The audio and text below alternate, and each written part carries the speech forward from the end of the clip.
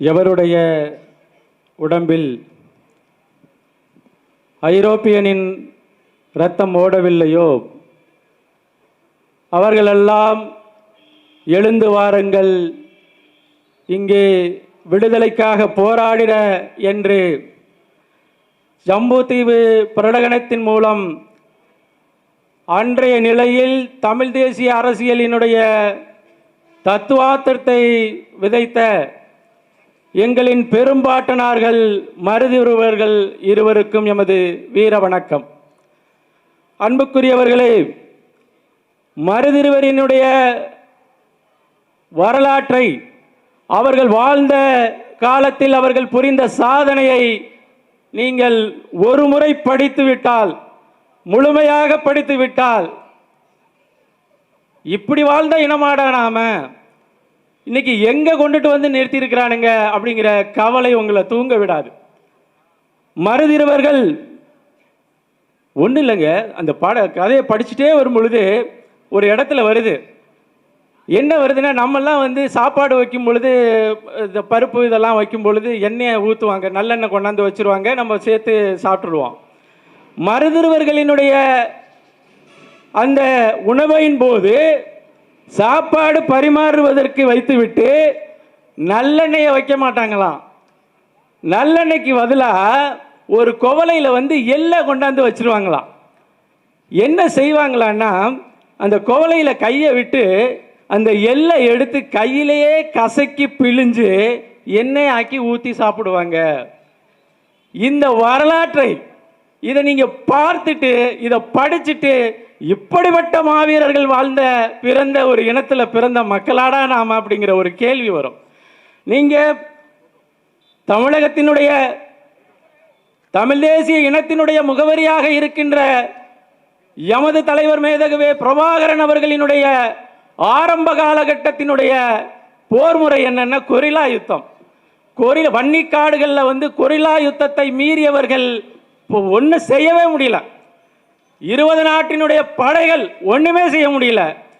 இதற்கெல்லாம் முன்னோடி யாரா அப்படின்னு சொன்னால் இவங்க தான்.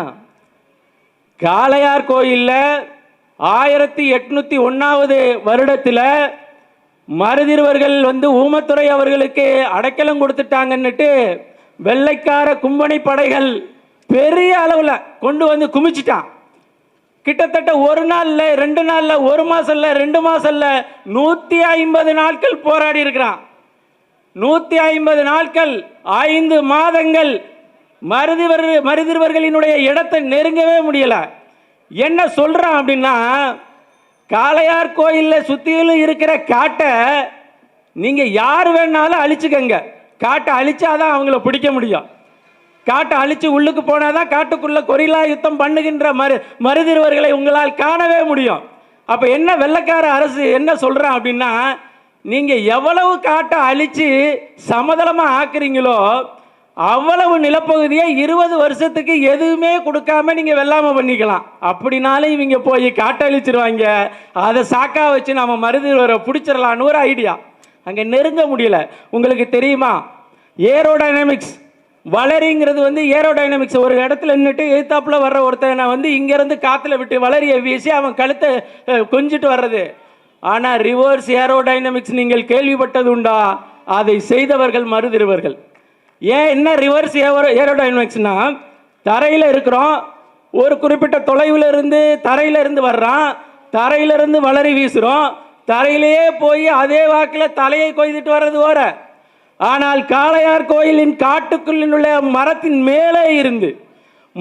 மேலே இருந்து எதிரே வருகின்ற அந்த எதிரிகளுக்கு வளரிய வீசி, நீங்கள் பார்த்தீங்கன்னா அப்படியே வளரி வரும்பொழுது புவியீர்ப்பு சக்தியின் மூலமாக குறைஞ்சிக்கிட்டே வரும், கிராட்டிடியூட் குறைஞ்சிக்கிட்டே வரும். தலையை கொய்த பிறகு அது கீழே விழுந்துடணும், மேலே வராது. இல்லாட்டினா தரை சமதளத்தில் பயணித்து வந்து தான் அவங்க கைக்கு வரணும். ஆனால் எந்த மரக்கிளையில் இருந்து அவர்கள் வளரி வீசினார்களோ அதே மரக்கிளையில் புவியீர்ப்பு சக்தியை மீறி ரிவர்ஸ் ஏரோடைனமிக்ஸில் போய் மருதிருவர் கையில் போந்துச்சு அந்த இது. இன்ன வரலையும் அவனாலையும் ரிவர்ஸ் ஏரோடைனமிக்ஸை கண்டுபிடிக்கவே முடியலை.